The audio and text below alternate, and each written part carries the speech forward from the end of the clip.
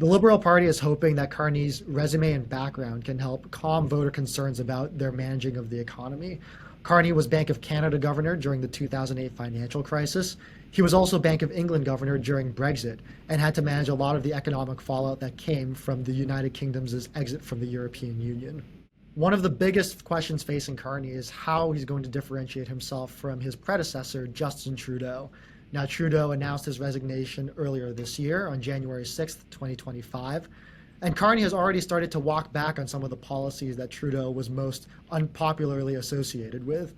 In his victory address at the Liberal Leadership Convention, Carney announced that he would axe the national carbon tax, he would not implement a capital gains tax hike, and that he would cap immigration at pre-pandemic levels, at least until Canada is able to invest and build more housing and infrastructure to support a larger immigrant population. The U.S., on his second day as Liberal leader, has announced that it's implementing a further 25% hike on an already 25% tariff implementation on steel and aluminum coming in from Canada. That's in response to Ontario's announcement that it would implement a 25% export tax on energy and electricity entering the United States from the province.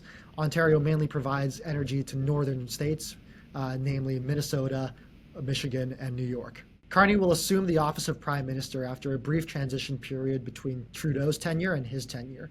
However, as Prime Minister designate without a seat in Parliament, he's expected to call an election well before the October deadline to do so.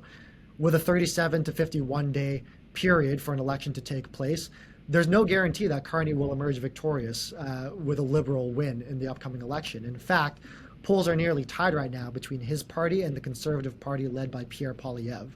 So, although it is historic that Carney has taken on the mantle and become Canada's 24th Prime Minister, in a month and a half we may be looking at a different Prime Minister leading things in Ottawa.